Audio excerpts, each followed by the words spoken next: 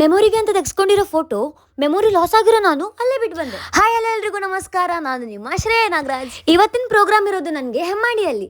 ಆದ್ರೆ ಅದೇ ದಿನ ಮಧ್ಯಾಹ್ನ ನನ್ನ ಅಕ್ಕಂಗೆ ಕಾಲೇಜಲ್ಲಿ ಯಕ್ಷಗಾನ ಕೂಡ ಇತ್ತು. ಅವಳು ಬೇರೆ 2 ವರ್ಷದಂದ್ರೆ ಯಕ್ಷಗಾನ ಮಾಡ್ತಾ ಇದ್ದಾಳೆ, ಹಾಗಾಗಿ ನಂಗೆ ನೋಡ್ಲೇಬೇಕು ಅಂತ ತುಂಬಾ ಆಸೆ. ಮಧ್ಯಾಹ್ನ ಆದ್ರೂ ನನ್ನ ಪ್ರೋಗ್ರಾಮ್ ಇನ್ನ ಮುಗ್ದಿಲ್ಲ, ಬಟ್ ಅವಳ ಯಕ್ಷಗಾನ ಅಲ್ಲ ಆಗಾಗ್ಲೇ ಸ್ಟಾರ್ಟ್ ಆಗಿದೆ. ಏನ್ ಮಾಡ್ಲಿ ನಾನು ಇವಾಗ? ನಮ್ ಜಯಂತಣ್ಣ ಪಟ್ ಅಂತ ನನ್ನ ಕಾಲೇಜ್ ಹತ್ರ ಬಿಟ್ರು, ಸೊ ನಂಗೆ ಯಕ್ಷಗಾನ ನೋಡ್ಲಿಕ್ಕೆ ಕೂಡ ಸಿಕ್ತು.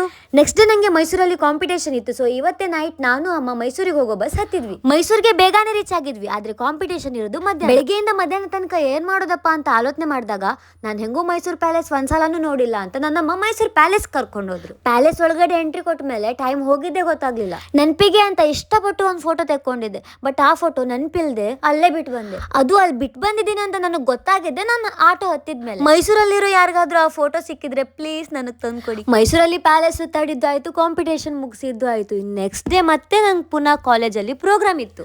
ಒಂದ್ ಕಡೆ ಪ್ರೋಗ್ರಾಮ್ ಆದ್ರೆ ಇನ್ನೊಂದ್ ಕಡೆಯಿಂದ ಸೆಮ್ ಎಕ್ಸಾಮ್ ಡೇಟ್ ಕೂಡ ಹತ್ರ ಬರ್ತಾ ಇತ್ತು. ಮತ್ ಪುನಃ ಅದೇ ರಾಮಾಯಣ, ಓದ್ಕೊಳ್ಳ ಪ್ರೋಗ್ರಾಮಿಗೆ ಹೋಗ್ಲಾ ಅಂತ. ಪ್ರೋಗ್ರಾಮ್ ತುಂಬಾ ತಿಂಗಳಿಂದಾನೆ ಬುಕ್ ಆಗಿರೋದ್ರಿಂದ ಅದು ಕೂಡ ನಮಗ್ ಕ್ಯಾನ್ಸಲ್ ಮಾಡಕ್ಕೆ ಅಷ್ಟು ಸುಲಭದಲ್ಲಿ ಆಗೋದಿಲ್ಲ. ತುಂಬಾ ಜನ ಕೇಳ್ತಾರೆ ಪ್ರೋಗ್ರಾಮ್ ಕಾಲೇಜ್ ಅಂತ ನೀನ್ ಹೆಂಗ್ ಮ್ಯಾನೇಜ್ ಮಾಡ್ತೀಯ ಅಂತ. ಅದಕ್ಕೆ ನನ್ನ ಹತ್ರ ಆನ್ಸರೇ ಇಲ್ಲ, ಎಲ್ಲ ದೇವ್ರ ದಯೆ. ಮತ್ತೆ ನೆಕ್ಸ್ಟ್ ಡೇ ಕಾಲೇಜಲ್ಲಿ ಪ್ರೋಗ್ರಾಮ್ ಇತ್ತು, ಸೊ 9 ಗಂಟೆ ಒಳಗಡೆ ಬೆಳಿಗ್ಗೆ ಅಲ್ಲಿ ಇರ್ಬೇಕು ಅಂತ ಹೇಳಿ ನಾನು ಕುಂದಾಪುರಕ್ಕೆ ರೀಚ್ ಆಗಿದ್ದೆ 7 ಗಂಟೆಗೆ. ಹಂಗೆ 1 ಅವರ್ ವಾಪಸ್ ನಿದ್ರೆ ಮಾಡಿ ಹಂಗೆ ಕಾಲೇಜಿಗೆ ಹೊರಟ್ಬಿಟ್ಟೆ. ಪ್ರೋಗ್ರಾಮ್ ಎಲ್ಲ ಒಳ್ಳೆ ರೀತಿಯಲ್ಲಿ ಆಯ್ತು, ಅಣ್ಣಂದ್ರು ಕೂಡ ಸಿಕ್ಕಿದ್ರು, ಅವರಿಗೆಲ್ಲ ಸ್ವಲ್ಪ ಮಾತಾಡಿಸಿ ಹಂಗೆ ಮನೆಗೆ ಹೊರಟ್ಬಿಟ್ಟೆ. ಮಿನಿ ವ್ಲಾಗ್ ನೋಡೋದು ಮಾತ್ರ ಅಲ್ಲ, ಫಾಲೋ ಮಾಡಿ ಅಂತ ಹೇಳ್ತಾ ಇನ್ನು ನಾವು ಮುಂದಿನ ಮಿನಿ ವ್ಲಾಗ್ ಅಲ್ಲಿ ಸಿಗುವ. ಬಾಯ್ ಬಾಯ್, ಟೇಕ್ ಕೇರ್.